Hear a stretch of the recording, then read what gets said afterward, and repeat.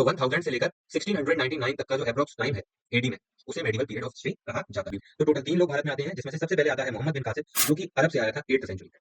Then हमको देखने को मिलता है महमूद गजनी, जो कि साउथ ईस्ट अफगानिस्तान से आया था 1998 से 1030 एडी के बीच में। ये टोटल 17 टाइम्स आया था भारत में अटैक करने, याद रखना। फिर आता है मोहम्मद गोरी, जो कि अफगानिस्तान से आया था और डोमिनेटिंग सोसाइटी में फीमेल को एक्सेप्ट नहीं करता था, और कुछ गलतियां इनकी भी थी। 1990 में जलालुद्दीन फिरोज खिलजी, जो कि इन्हीं के किंगडम का, इन्हीं के कोर्ट का एक मेंबर था, उसने लास्ट रूलर को मार दिया और अपनी खुद की एक नई डायनेस्टी इस्टेब्लिश करी, जिसका नाम था, एक भतीजा था अलाउद्दीन खिलजी, जिसने जलालुद्दीन को मार दिया और दिल्ली सल्तनत की बागडोर अपने हाथों में ले ली। अलग अलग इसका एक स्लेव था जिसका नाम था मलिक काफूर। ये परचेज स्लेव था। परचेज स्लेव यानी पहले के टाइम पे लोगों को खरीदा और बेचा जाता। उसी में से एक था मालिक कपूर, जिसे अलाउद्दीन ने खरीदा था, और ये अलाउद्दीन का, ये समझ लो कि बिल्कुल जेरोक्स था अलाउद्दीन। इनके किस्से कुछ फेमस थे। अहमद बिन तुगलक 1325 से 1351, जो कि इनकी भोली शक्ल में मत जाना भाई, बहुत खांडी इंसान है ये। अलाउद्दीन ने तो मंगोलों से भिड़ गया था। अब अलाउद्दीन के बाद ये तुगलकों की पीढ़ी में ये एक ऐसा सहलारा आया था। अब थोड़ी सी गलती, जब इनको अपनी गलती का एहसास हुआ, तब तक ये अपने राज्य की लुटिया डुबा चुके थे। आगे सवाल। और अभी तो रुको, क्लाइमैक्स अभी बाकी है। Hello everyone. जैसा कि हमें पता है कि हिस्ट्री को 3 पार्ट्स में डिवाइड किया गया है। एक एंशियंट पीरियड, एक मेडिवल पीरियड एंड एक है मॉडर्न पीरियड। तो आज हम बात करने वाले हैं मेडिवल पीरियड की, यानी किस तरीके से मेडिवल पीरियड में इंडिया के पॉलिटिकल मैप की रीशेपिंग हुई। रीशेपिंग इन द सेंस कि इंडिया के मैप में, यानी लैंड बाउंड्रीज में, जो कि ज्योग्राफी बोलते हैं जिसे, यानी इंडियन ज्योग्राफी, ज्योग्राफिकल स्ट्रक्चर जो भी है, उसमें क्या रोल रहा medieval history. Medieval period of history जो है उसको हिस्टोरियंस के द्वारा कंसिडर किया जाता है 11th सेंचुरी से 17th सेंचुरी के बीच का समय। यानी 11th सेंचुरी से 17th सेंचुरी के मिड का जो भी टाइम जोन है, उसको medieval period of the history consider किया जाता है ना। अब हमें पता है कि सेंचुरी हमेशा एक ज्यादा होती है, यानी मैं अगर in terms of the year अगर बोलूं, तो 1000 से लेकर 1699 तक का जो अप्रोक्स टाइम है एडी में, उसे मेडिवल पीरियड ऑफ हिस्ट्री कहा जाता है। और इस मेडिवल पीरियड को हम टोटल 5 पार्ट्स में स्टडी करेंगे, जिसमें सबसे पहले हम देखेंगे the Delhi sultanate and the Vijayanagara empire, and second part में हम देखेंगे मुगल्स को। पार्ट 3 में हम देखेंगे सर्ज ऑफ द राजपूत, यानी राजपूत किस तरीके से निकल कर आते हैं सामने। एंड पार्ट 4 में हम देखेंगे कि सिख का क्या रोल रहा मेडिवल में, और मुगल्स के साथ में कॉन्टेम्परेरी क्या रोल रहा। एंड पार्ट 5 में देखेंगे हम दिल्ली सल्तनत, मुगल्स एंड सभी का एडमिनिस्ट्रेशन सिस्टम, कि किस तरीके से ये अपने राज्य को, अपने देश को, अपने उसको चलाया करते थे, किंगडम को। 1 to 5 पार्ट्स, यानी टोटल 5 पार्ट्स में हम मेडिवल पीरियड को खत्म कर देंगे। तो आज हम डिस्कस करेंगे इसका पार्ट फर्स्ट, जो कि है Delhi sultanate and the Vijayanagara empire. आखिर किस तरीके से दिल्ली सल्तनत की शुरुआत हुई और किस तरीके से विजयनगर एम्पायर बना।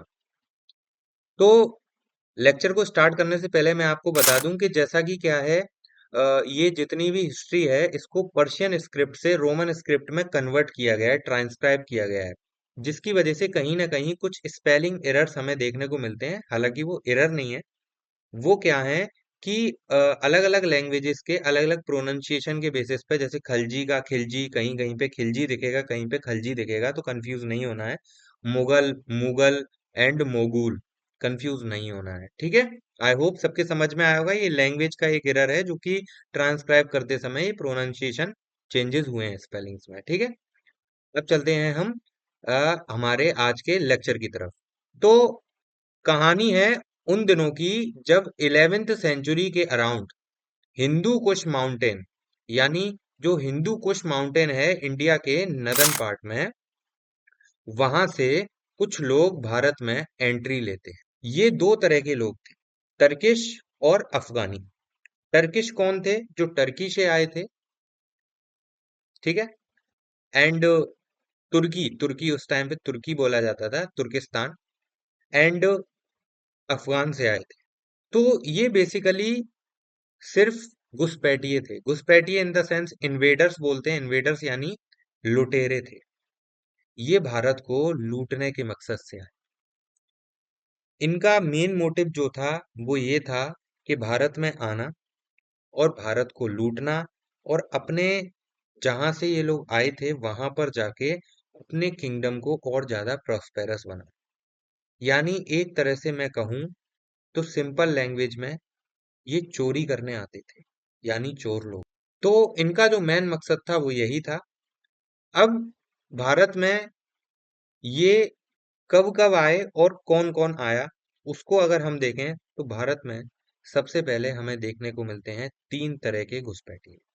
यानी टोटल तीन लोग भारत में आते हैं, जिनकी वजह से मेडिवल की शुरुआत होती है, मेडिवल हिस्ट्री की। यानी ये मेडिवल हिस्ट्री से स्टार्टिंग का समय, यहीं से आगे हमारी पूरी हिस्ट्री रीशेप होगी, इंडिया का मैप भी। तो टोटल तीन लोग भारत में आते हैं, जिसमें से सबसे पहले आता है मोहम्मद बिन कासिम, जो कि अरब से आया था 8th सेंचुरी में। देन हमको देखने को मिलता है महमूद गजनी, जो कि साउथ ईस्ट अफगानिस्तान से आया था 1998 से 1030 एडी के बीच में। ये टोटल 17 टाइम्स आया था भारत में अटैक करने, याद रखना। फिर आता है मोहम्मद गोरी, जो कि अफगानिस्तान से आया था, और वैसे ये आया था गोर साम्राज्य से। इसका किंगडम था एक गोर किंगडम, जो कि आज के प्रेजेंट डे अफगानिस्तान में सिचुएटेड है। और ये वहीं से आया था मोहम्मद गोरी 1175 से 1192 एडी के बीच में। ठीक है। और हमारी आज की कहानी इसी मोहम्मद गोरी से स्टार्ट होती है। तो ये तीसरा बंदा था जो भारत में आया था, और इसी की वजह से दिल्ली सल्तनत की शुरुआत हुई। आखिर कैसे इसकी शुरुआत हुई? तो जब ये भारत में आया तो इसका सामना होता है पृथ्वीराज चौहान से, क्योंकि एट दैट टाइम वही इंडिया में रूल कर रहे थे। और बैक टू बैक इसने टू बैटल्स पृथ्वीराज चौहान के साथ करी, battle of Tarain 1 1191 and battle of Tarain 2 1192। Second battle में इसने पृथ्वीराज चौहान को डिफीट कर दिया, और इसके बाद जैसे ही पृथ्वीराज चौहान को डिफीट किया, इसने देखा कि ये तो बहुत ही बड़े पार्ट पर रूल कर रहे थे इंडिया के। तो कहीं ना कहीं वैसे ये सिर्फ लूटपाट करने आया था, पर यहाँ इसका इरादा बदल गया। तो फिर इसने क्या किया कि इसने सोचा कि क्यों ना मैं ही इसके पूरे राजकाज को, यानी पृथ्वीराज चौहान का जो भी किंगडम है, उसको मैं ही संभाल लूं। तो इसके चलते भारत में हमें एक दिल्ली सल्तनत की शुरुआत होती हुई दिखी। यानी उस पूरे एरिया को इसने नाम दिया दिल्ली सल्तनत। और वहां पे हमको देखने को मिलेंगी back to back total 5 successive dynasties. यानी पहली की शुरुआत ये करेगा और आगे बढ़ती जाएंगी, जो कि सब के सब विदेशी होंगे। दिल्ली सल्तनत की शुरुआत मोहम्मद गोरी ने करी थी, और यहीं से बैक टू बैक 5 डायनेस्टीज, जो कि तुर्किक अफगानी डायनेस्टीज थी, वो हमको यहाँ देखने को मिलेंगी। यानी टोटल इस्लामिक, जिसमें हमें सबसे पहले देखने को मिलेगी स्लेव डायनेस्टी, जो कि मोहम्मद गोरी द्वारा चलाई गई थी, इस्टेब्लिश की गई थी, जिसे हम ममलुक के नाम से भी जानते हैं। सेकंड नंबर पे आएंगे खिलजीज और खलजीज। तीसरे नंबर पे आएंगे तुगलक्स। फोर्थ नंबर पे Syed. And fifth and the final dynasty will be Lodhi dynasty. तो ये सीक्वेंस आपको याद होना चाहिए बहुत ही अच्छे से। अब जो सिटी ऑफ दिल्ली थी ना, वो चाहे मेडिवल की स्टार्टिंग हो, चाहे मेडिवल का एंड, वो ऑल द टाइम कहीं ना कहीं एक बड़े रोल में रही है पूरी पॉलिटिकल लैंडस्केप में, ये हमें पता है। और इवन आज भी दिल्ली बहुत बड़े क्या कहते हैं रोल में है, क्योंकि it is also the capital of India at present, है ना। तो दिल्ली का तो बहुत रोल रहा है हिस्ट्री से भी और प्रेजेंट में भी। और इसने क्या किया कि जो इसने लोगों को दिल्ली सल्तनत में बिठाया था ना, बहुत सारे मंदिर तोड़े गए और लर्निंग इंस्टीट्यूट्स भी खत्म करे। और जैसे जैसे इसके सक्सेशंस बढ़ते गए, यानी इसने जो डायनेस्टी स्टेब्लिश करी थी स्लेव डायनेस्टी, जैसे जैसे वो आगे बढ़ती गई, और हर डायनेस्टी में लोग बहुत ज्यादा वॉयलेंट होने, और लगभग हर दो सुल्तान के बाद, सुल्तान कौन होते थे बेसिकली, दिल्ली सल्तनत में जो भी किंग बनता था, यानी जो रूलर बनता था, उसको सुल्तान कहते थे। और हर दो सुल्तान के बाद जो तीसरा सुल्तान आता था, वो कहीं ना कहीं अपने पूर्वजों की, अपने पिताजी की हत्या करके राजगद्दी पे बैठता था। यानी यहीं से पता चलता है कि कितने क्रुएलिटी थी इनके अंदर, है ना। तो इसी के चलते सुल्तान की जो, हर सुल्तान की जो एवरेज रेन होती थी, वो 9 to 10 years की ही रहती थी। 9 years से ज्यादा की नहीं रहती थी, क्योंकि बेटा मार देता था, है ना। तो अब हम सबसे पहले बात करते हैं ममलुक्स की। ममलुक्स यानी स्लेव डायनेस्टी, जो कि 1206 से लेके 1290 तक हमें देखने को। इसकी शुरुआत गोरी ने करी थी। एक्चुअल में गोरी का एक स्लेब था जिसका नाम था कुतुबुद्दीन ऐबक, और उसी को इसने यहाँ पर इंडिया के अंदर एज अ रूलर प्रेजेंट किया, एज अ सुल्तान प्रेजेंट किया, और खुद वापस जाने लगा। पर वापस जाते समय गोरी की डेथ हो गई। जैसा कि ये गोरी का दामाद या क्या कहते हैं, स्लेब था, नौकर था, इसीलिए इस डायनेस्टी का फाउंडर भी यही था, और इसी के चलते इस डायनेस्टी को नाम दिया गया द स्लेव डायनेस्टी, है ना। कुतुबुद्दीन जो है दिल्ली सल्तनत का फाउंडर देखने को मिलता है, और इसको लाख बख्श के नाम से भी जानते थे। क्यों? क्योंकि ये लाख लाख चीजों का दान कर देता था, यानी लाखों का दान करने वाला। इसने कुवतुल इस्लाम मस्जिद बनवाई थी दिल्ली के अंदर, 2.5 दिन का झोपड़ा बनवाया था अजमेर में, 2.5 दिन का झोपड़ा, यानी सिर्फ 2.5 दिन में बना था वो, ठीक है। और पोलो खेलते समय इसकी लाहौर में हो गई डेथ। पोलो एक तरह का गेम होता है जो कि घोड़े पे बैठ के खेला जाता है, और वही खेलते समय इसको कुछ हार्ट में पेन वगैरह हुआ था, अटैक वगैरह आया था, तो उसकी डेथ हो गई, ठीक है। इसके बाद इसके बाद इसने कुतुब मीनार बनवाई, और कुवतुल इस्लाम मस्जिद, जिसके इमेजेस आप लोग यहाँ देख सकते हो। उसके बाद में इसका स्लेव, यानी अगेन इसका नौकर, जैसा कि ये स्लेव डायनेस्टी थी, इसका सक्सेसर इल्तुतमिश 1211 से 1236 तक देखने को मिलता है। इसने टंका यानी सिल्वर के कॉइन चलवाए थे, जीतल यानी कॉपर के कॉइन चलवाए थे, और एक तरह का इक्तेदारी सिस्टम चलवाया था जो कि लैंड रेवेन्यू कलेक्शन सिस्टम होता है, ठीक है। और इसको रियल फाउंडर माना जाता है, किसका?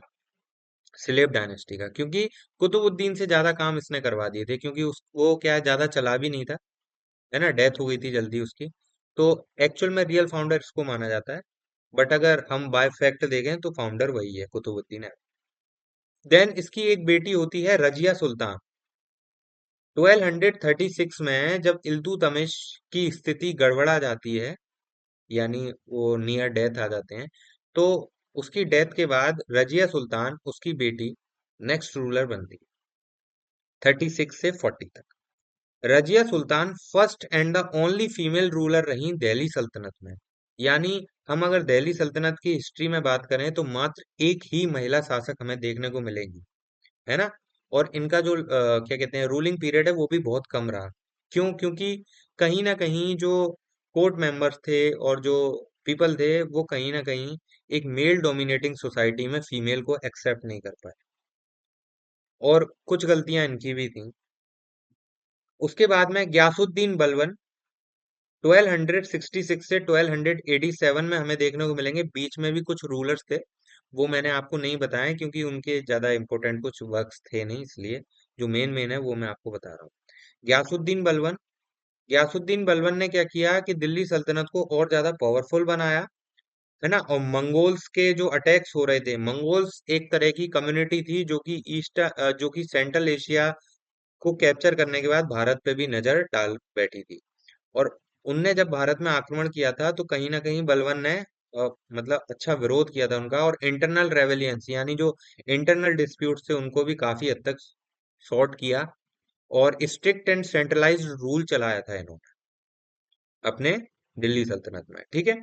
उसके बाद में यहाँ पर 1219 में जलालुद्दीन फिरोज खिलजी, जो कि इन्हीं के किंगडम का, इन्हीं के कोर्ट का एक मेंबर था, उसने लास्ट रूलर को मार दिया, और अपनी खुद की एक नई डायनेस्टी इस्टेब्लिश करी जिसका नाम था खिलजी डायनेस्टी।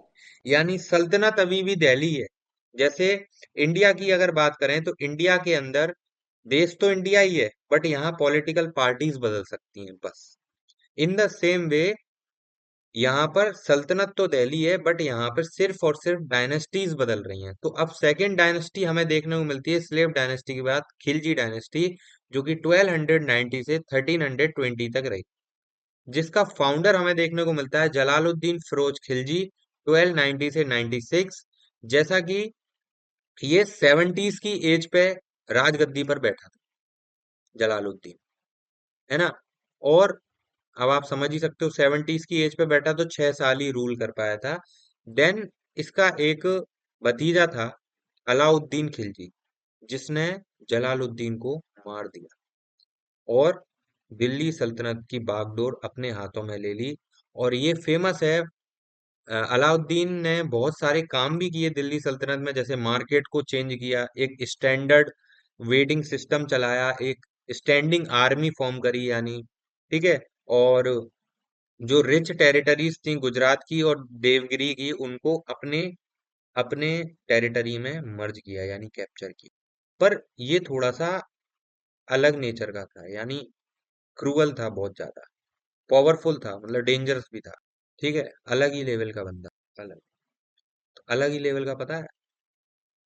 एक बार इसकी ऐसा भी, इसकी कुछ स्टोरीज ऐसी भी हैं कि कभी कभी तो ये लड़कियों के कपड़े पहन के आ जाता था, कभी कभी बिना कपड़ों के भी आ जाता। अब आप देख लो भाई, अलग ही लेवल का बंदा। इसका एक स्लेव था जिसका नाम था मलिक काफूर। ये परचेज्ड स्लेव था। परचेज स्लेव यानी पहले के टाइम पे लोगों को खरीदा और बेचा जाता। उसी में से एक था मालिक कफूर, जिसे अलाउद्दीन ने खरीदा था। और ये अलाउद्दीन का, ये समझ लो कि बिल्कुल जेरोक्स था, मतलब क्रुएलिटी के मारे मामले में, क्रुएलिटी के मामले में। इसको अलाउद्दीन ने भेजा साउथ साइड में, मतलब साउथ साइड की टेरिटरीज को कैप्चर करने के लिए। तो इसने काफी हिंदू सेंटर्स पे हमला किया साउथ में, जैसे Srirangam, Madurai, Chidambaram and possibly some places of Rameswaram. और उस एरिया को कैप्चर करने के बाद इसने दिल्ली सल्तनत में मिला दिया। अब आप समझ ही सकते हो, ठीक है। अलाउद्दीन ने कुछ सिक्के चलवाए थे जिस पे लिखा था सिकंदर ए सानी, यानी खुद को सेकंड अलेक्जेंडर ऑफ इंडिया बोला है इसने। किसने? अलाउद्दीन। यानी खुद को अलेक्जेंडर से कंपेयर किया है इसने। और इनके किस्से कुछ फेमस थे, समझ लो अब आप समझदार हो। कुतुबुद्दीन मुबारक शाह खिलजी नेक्स्ट रूलर आते हैं 1316 से 1320 में, जो कि लास्ट 4 इयर्स तक ही रूल कर पाते हैं। और इनकी डेथ के बाद जो है, कहीं ना कहीं खिलजी डायनेस्टी एंड होने की कगार पे आ जाती। फिर हमें देखने को मिलते हैं दिल्ली सल्तनत के अंदर तुगलक 1320 से 1440 के बीच में। तो गयासुद्दीन तुगलक 1320 से 25 के बीच में, जो कि the founder of the Tughlaq dynasty, ठीक है। Also known as Ghiyasuddin Tughlaq Ghazi Malik. इनको गाजी मलिक के नाम से भी जाना जाता है और ये फाउंडर थे तुगलक डायनेस्टी के। इन्होंने तुगलकाबाद नाम का एक शहर बनवाया था, तुगलकाबाद। सेकंड, मोहम्मद बिन तुगलक 1325 से 1351, जो कि इनकी भोली शक्ल पे मत जाना भाई, बहुत कांडी इंसान है ये, बहुत कांड करे इन्होंने। तो कह सकते हैं कि भाई साहब एकदम कतई पगला व्यक्ति था ये। मोहम्मद बिन तुगलक ने सबसे पहले तो कुछ ऐसे काम करे जिससे ये खुद ही नहीं समझ पाया, है ना, समझ रहे हो। तो इसने सबसे पहले क्या किया, जो याद है मंगोलों के अटैक हो रहे थे, अलाउद्दीन के टाइम पे भी हुए थे। तो अलाउद्दीन ने तो मंगोलों से भिड़ गया था। अब अलाउद्दीन के बाद ये तुगलकों की पीढ़ी में ये एक ऐसा शहजादा आया था जो मंगोलों से बहुत डरता था। तो इसने क्या किया, दिल्ली से अपनी कैपिटल को दौलताबाद में शिफ्ट किया। दौलताबाद, जो कि देवगिरी के नाम से इसने नाम रखा। और आज की डेट में, प्रेजेंट डे में, उसे संभाजी नगर बोलते हैं, संभाजी नगर के पास में है, ठीक है। तो पहले तो कैपिटल दिल्ली से दौलताबाद रखी, यानी मतलब इनके जितने भी चलते आ रहे हैं ना, स्लेव डायनेस्टी में, खिलजी डायनेस्टी में, तुगलक में, सबकी कैपिटल दिल्ली है, दिल्ली सल्तनत में। पर यही एक ऐसे महान व्यक्ति थे जिन्होंने दिल्ली से दौलताबाद ट्रांसफर करी। और दौलताबाद ट्रांसफर करने के बाद भी मन नहीं भरा इनका, मन नहीं भरा। इनने बोला नहीं नहीं, दोबारा से दिल्ली चल। तो ऐसा करने में लगभग 1000 किलोमीटर से भी ज्यादा फासला इनने तय कर दिया, जिसकी वजह से तन, मन, धन सब घिस गए, सब घिस गया इनका। लोगों का लॉस हुआ, इकोनॉमिकली लॉस हुआ, बहुत कुछ हुआ। बाद में इन्हें समझ में आया, बाद में इन्हें समझ में आया कि भाई साहब कुछ तो कांड हुआ है। पर अभी नहीं, अभी भी ये थमे नहीं। इन्होंने एक कांड और किया। इन्होंने क्या किया, टोकन करेंसी लॉन्च कर दी। टोकन करेंसी क्या थी? टोकन करेंसी ये थी कि सिल्वर के और गोल्ड के कॉइन जो इनके राज्य में चल रहे थे, इन्होंने बोला यार सिल्वर के गोल्ड के कॉइन क्या दिक्कत करते हैं, तो एक काम करो, कॉपर के सिक्के चलवा दो, तांबे के। और उनकी वैल्यू जो है ना, वो सिल्वर और गोल्ड के बराबर ही कर दो। अब आप समझ रहे हो। जैसे कि आज की डेट में गोल्ड की और कॉपर की वैल्यू अगर इक्वल हो जाए तो क्या होगा, समझ रहे हो? हम्म, खेल हो जाएगा। तो इन द सेम वे इन्होंने कॉपर की और सिल्वर और गोल्ड की वैल्यू इक्वल करवा दी, जिसकी वजह से भैया पूरी तरह से इनका जो राज्य था वो इकोनॉमी, राज्य की इकोनॉमी पूरी तरह से डिक्लाइनेशन पे आ गई और काउंटर फीटिंग होने लगी, यानी नकल होने लगी। अब समझ रहे हो कि कॉपर के सिक्के चलेंगे और एक तरफ गोल्ड के सिक्के चलेंगे, गोल्ड के सिक्के की भी उतनी वैल्यू, कॉपर के सिक्के की भी उतनी वैल्यू, पर गोल्ड इतना ज्यादा अवेलेबल नहीं है जितना कॉपर अवेलेबल है। कॉपर की तो काउंटर फीडिंग होगी, नकल होने लगेगी, बहुत जल्दी जल्दी सिक्के बनने लगेंगे, फर्जीबाजी हो जाएगी स्टार्ट। तो फिर इनको लगा कि हाँ मालिक, थोड़ी सी गलती हो गई मालिक। अब थोड़ी सी गलती, जब इनको अपनी गलती का एहसास हुआ तब तक ये अपने राज्य की लुटिया डुबा चुके थे। उसके बाद हमें देखने को मिलते हैं फिरोज शाह तुगलक 1351 से 1388, जो कि फेमस हैं कई शहर बसाने के लिए, जैसे कि फिरोजाबाद, जौनपुर, हिसार, एंड इन्होंने कुछ बिल्डिंग्स भी बनवाई, कैनल नेटवर्क्स बनवाए और इरिगेशन सिस्टम्स बनवाए। यानी याद रखना, फिरोज शाह तुगलक जो थे ना, इन्होंने कुतुब मीनार की रिपेयरिंग भी करवाई थी जब उस पर बिजली गिरी थी। तो इसके बाद में दिल्ली सल्तनत को कुछ रुकावटें भी देखने को मिली, यानी कुछ रेजिस्टेंस देखने को मिलता है। रेजिस्टेंस इन द सेंस कि कुछ लोगों ने विरोध भी किया दिल्ली सल्तनत के रूलर्स का। जैसे कि हमें देखने को मिलते हैं ईस्टर्न गंगा किंगडम, जिसको हम कलिंग के नाम से जानते हैं, जो कि उड़ीसा के और पास पार्ट्स ऑफ बंगाल हैं, आंध्र प्रदेश, उड़ीसा और बंगाल के कुछ हिस्से जो हैं उनको ईस्टर्न गंगा किंगडम कहा जाता था उस टाइम पे। यहाँ के एक राजा थे 13th सेंचुरी के अराउंड, नरसिम्हा देव वन, जिनको नरसिंगा देव वन भी कहा जाता है। इनकी मिलिट्री स्ट्रेंथ स्ट्रेंथ जो थी वो बहुत ज्यादा फेमस थी, कल्चरल ब्रिलियंस था इनके अंदर और किंगडम इनका बहुत ही पावरफुल था। इन्होंने सूर्य टेम्पल बनवाया था कोणार्क में, जो कि आज की डेट में उड़ीसा के अंदर सिचुएटेड है। देन हमें एक रेजिस्टेंस और देखने को मिलता है, बहमनी सल्तनत, जो कि मिड 14th सेंचुरी में डेक्कन के अंदर रूल कर रही थी। और कुछ पावरफुल सल्तनत निकल के आती हैं गुजरात के अंदर, बंगाल के अंदर और अदर रीजन्स में, जो कि दिल्ली सल्तनत का विरोध करती हैं, यानी उसको आगे नहीं बढ़ने देती। कुछ राजस्थान के ऐसे पार्ट थे जिन पे दिल्ली सल्तनत कब्जा नहीं कर पाई थी 15th सेंचुरी तक, ये रुके रहे, जो कि टेरिटरी मानी जाती है राणा कुंभा की, राणा कुंभा, जो कि मेवाड़ का एक किंगडम है, उसके रूलर थे। ठीक है, ये कुंभलगढ़ फोर्ट है, जो कि राणा कुंभा के द्वारा 15th सेंचुरी में बनाया गया था अरावली हिल्स के अंदर। ये बहुत ज्यादा पावरफुल एंड स्ट्रांग माना जाता है। ये मेवाड़ के रूलर के द्वारा बनाया गया था, जैसा कि ये एक राजपूत किंगडम का क्या कहते हैं फोर्ट है। तो ये चारों तरफ से जंगल से घिरा हुआ है और स्टीप स्लोप्स हैं इसके अंदर, खड़ी ढलान। ठीक है, और 36 किलोमीटर लंबी दीवारें हैं यहाँ, यानी ऐसा बोला जाता है one of the longest continuous walls in the world. इसके बाद आते हैं सैयद। सैयद, जैसा कि अभी हमने देखा कि फिरोज शाह तुगलक के बाद में हमारे सैयद आते हैं 1414 से 1451, जिसमें पहले जो फाउंडर थे वो थे खिज्र खां, जो कि 14 से 21 तक देखने को मिलेंगे आपको। ठीक है, ये पहले गवर्नर हुआ करते थे मुल्तान में, तिमूर डायनेस्टी के अंदर, और उसके बाद में इन्होंने दिल्ली को ऑक्यूपाई कर लिया। ठीक है, और अपने को एक टाइटल दिया रियात ए अला, रयत ए अला, तो याद रखना है इस चीज को। फिर मुबारक शाह 1421 से 34, खिज्र खां के बेटे थे, शहजादे, है ना, साहबजादे। He was more assertive coins, मतलब बहुत ज्यादा सतर्क, मतलब जागरूक था कॉइन्स वगैरह चलाने के लिए, ये अपने नाम के सिक्के चलवाए। और एक मुबारकाबाद नाम का एक शहर बन गया, मुबारक हो, आपके मुबारक हुआ है। मोहम्मद शाह 1434 से 1445, जो कि मुबारक शाह के भतीजे, वही चाचा भतीजे, वो बेटे बेटे यही चलता रहता है ना।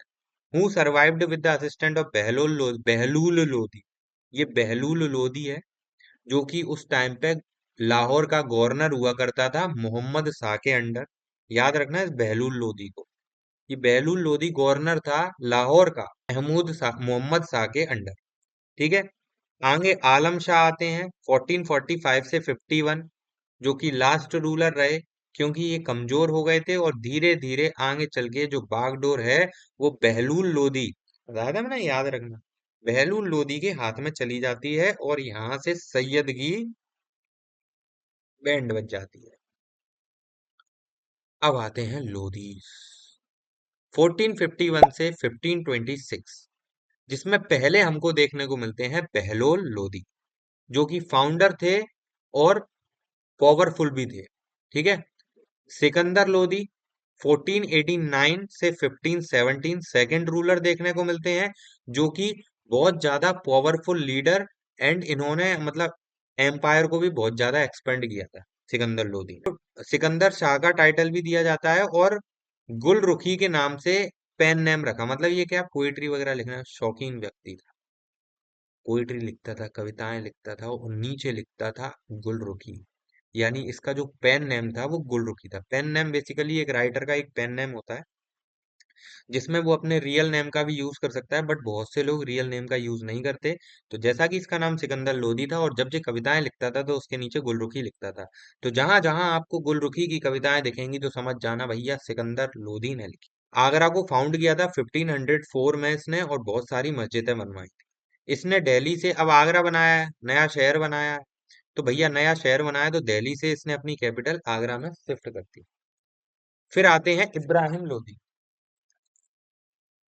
1517 से 1526 तक, जो कि फाइनल रूलर थे और लास्ट में बाबर ने इनकी बैंड बजा दी। इब्राहिम लोधी का युद्ध हुआ था बाबर से, इब्राहिम लोधी का, जिसको फर्स्ट बैटल ऑफ पानीपत के नाम से जाना जाता है 1526 में।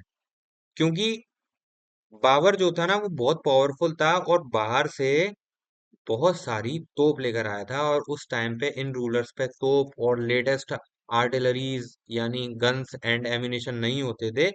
पहली बार में ही जो फर्स्ट बैटल ऑफ पानीपत हुआ था 1526 में, बाबर ने इब्राहिम लोदी को चटका दी और यहीं से शुरुआत हुई मुगल एम्पायर की, जिसके बारे में हम डिस्कस करेंगे नेक्स्ट लेक्चर में।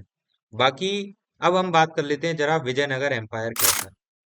तो विजयनगर एम्पायर, आपको याद है कि अलाउद्दीन के टाइम पे अलाउद्दीन ने अपने एक स्लेव को भेजा था।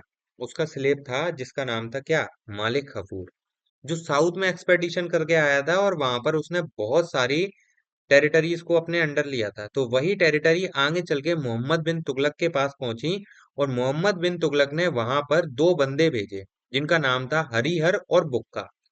और हरिहर और बुक्का को भेजा गया कि जाओ हमारे साउथ वाली जितनी भी टेरिटरी है उसकी देखरेख करो एज अ गवर्नर।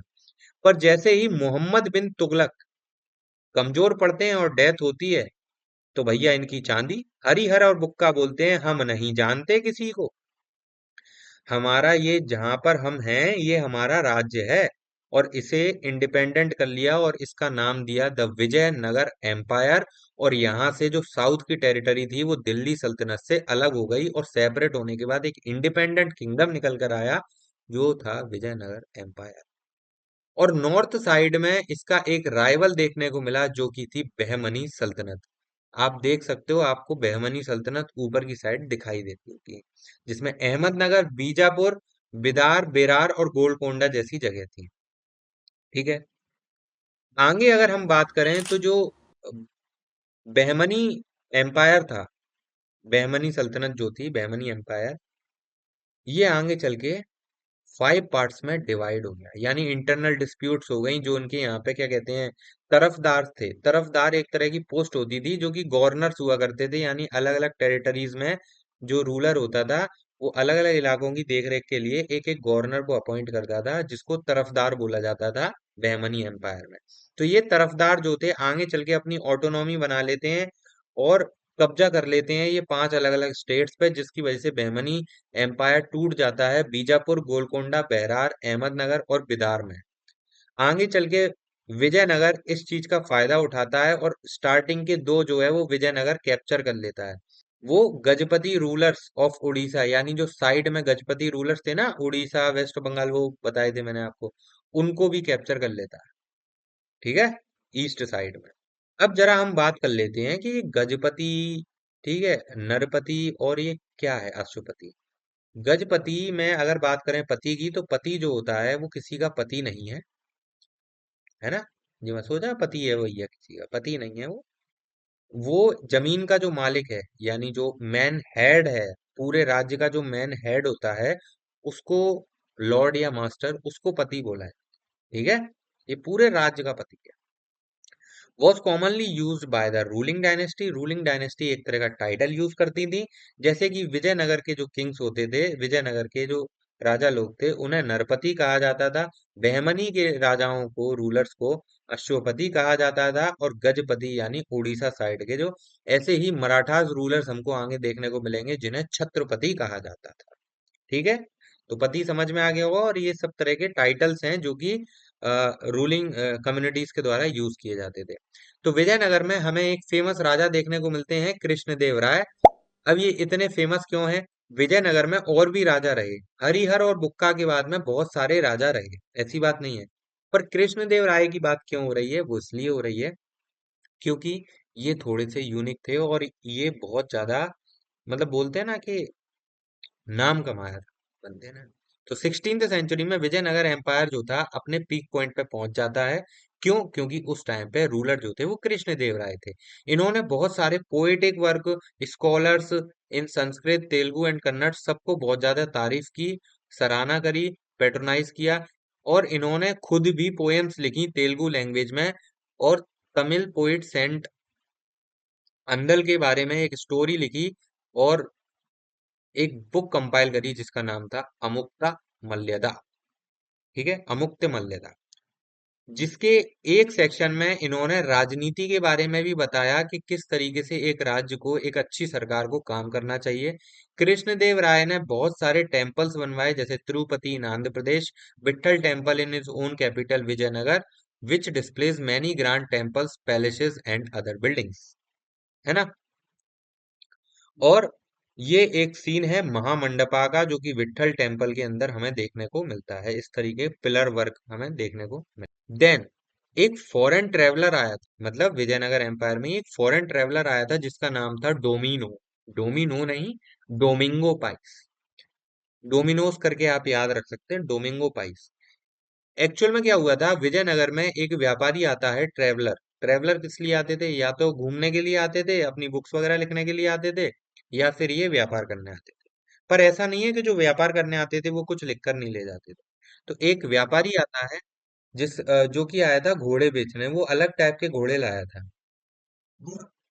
तब ऐसा मतलब देखने को मिला कि जो विजयनगर के जो राजा थे, उन्होंने मना कर दिया कि ये वाले जो घोड़े हैं ना, वो हमारे दुश्मनों को नहीं बेचोगे, बेचोगे तुम, सारे घोड़े हम ही खरीद लेंगे। ठीक है।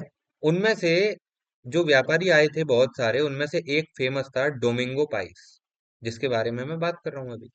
डोमिंगो पाइस का एक रिकॉर्ड देखने को मिला हिस्टोरियंस को, जो कि एक तरह का, मतलब उसका एक राइटिंग वर्क था जिसमें उसने लिखा था कि जो शहर है वो बहुत ज्यादा अच्छा है, बिल्कुल रोम जैसा सुंदर है। रोम, रोम में बस गया। ठीक है। बहुत मतलब जगह बहुत ही सुंदर है, क्योंकि यहाँ पर पेड़ पौधे, हरियाली, नेचर ब्यूटी, हाउसेस, सब कुछ बहुत अच्छा है। पानी की कंडीशंस भी बहुत अच्छी हैं, है ना। जब बारिश होती है तो ठंडी ठंडी हवाएं चलती हैं, है ना। बहुत सारे लोग हैं यहाँ पर, मतलब कह सकते हैं कि बेस्ट प्रोवाइडेड सिटी है पूरे वर्ल्ड के अंदर। मार्केट और स्ट्रीट्स जो हैं यहाँ पर, है ना, गाय भैंस बकरी का व्यापार भी होता है, और यहाँ पर सारी चीजें अच्छी मात्रा में अवेलेबल हैं। ठीक है। एक पैनल हमें देखने को मिला विट्ठल टेम्पल से, जिसमें दिखाया गया घोड़े वगैरह पे बैठे हुए रूलर्स को, है ना, कि किस तरीके का कल्चर था वहाँ का, विजयनगर का, जो कि कृष्णदेव राय ने बनवाया था। अब बिगिनिंग ऑफ एंड, यानी यहाँ से विजयनगर साम्राज्य की एंडिंग कैसे हुई? आखिर इतना जो अच्छा साम्राज्य था कृष्णदेव राय का, जो कि इतने फेमस राजा थे, उनके बाद में 1529 में, बोलते हैं ना कि एक अच्छा हो गया जरूरी थोड़ी ना आगे भी अच्छे ही होंगे। तो 1529 में कृष्णदेव राय की, मतलब डेथ हो गई, क्योंकि वो बहुत ज्यादा बीमार हो गए थे। तो 1565 में डेक्कन सुल्तान ने, जो डेक्कन के सुल्तान थे, उन्होंने एक कॉलिजन बनाया, जिसमें एक ग्रुप बनाया, और विजयनगर की जो जितनी भी फोर्सेस थी उनके खिलाफ युद्ध किया। कब? जब रामा राय, जो कि कृष्णदेव राय के दामाद थे, वो रूल कर रहे थे, और रामा राय जो थे ना, वो कृष्णदेव राय जितने पावरफुल और समझदार नहीं थे, अच्छे राजा नहीं थे, मतलब कमजोर थे थोड़े से। तो बैटल ऑफ तालीकोटा हुई, जिसकी वजह से विजयनगर साम्राज्य जो है वो डाउन हो गया। मतलब दिल्ली सल्तनत, डेक्कन सल्तनत के जो लोग थे उन्होंने हमला कर दिया, सिटी को तहस नहस कर दिया, कई घर तोड़ दिए, दुकानें तोड़ दी, बिल्डिंग्स तोड़ दी, सब कुछ तहस नहस करके डिस्ट्रॉय कर दिया। और सिविलियन जितनी भी पॉपुलेशन थी ना, वो कई लोग मारे गए, और शहर कई सालों तक तबाही में पड़ा। फिर आगे चल के जो विजयनगर एम्पायर था, उसमें छोटे छोटे गवर्नर हुआ करते थे, जो अलग अलग एरियाज को देखते थे, जिन्हें नायकास बोला जाता था। वो नायकास, जैसे कि बहमनी एम्पायर स्प्लिट हुआ था ना, वैसे ही विजयनगर एम्पायर भी नायकास द्वारा स्प्लिट कर दिया गया, जो कि मिलिट्री गवर्नर्स हुआ करते थे। उन्होंने अपने अपने इंडिपेंडेंट छोटे छोटे किंगडम्स बना लिए, और 17th सेंचुरी तक आते आते विजयनगर एम्पायर की एंडिंग हो गई। विजयनगर एम्पायर के एंडिंग के साथ खत्म होता है हमारा आज का लेक्चर। बाकी इस पूरी क्लास के जिसको भी ये पीडीएफ नोट्स चाहिए, क्लास नोट्स चाहिए, तो वो आपको मिलेंगे टेलीग्राम की ग्रुप पे। आपको टेलीग्राम ग्रुप की जो लिंक है वो डिस्क्रिप्शन में मिल जाएगी। बाकी जो लोग चैनल पे पहली बार आए हैं, चैनल को सब्सक्राइब करें। मिलते हैं नेक्स्ट वीडियो में, तब तक के लिए बाय बाय।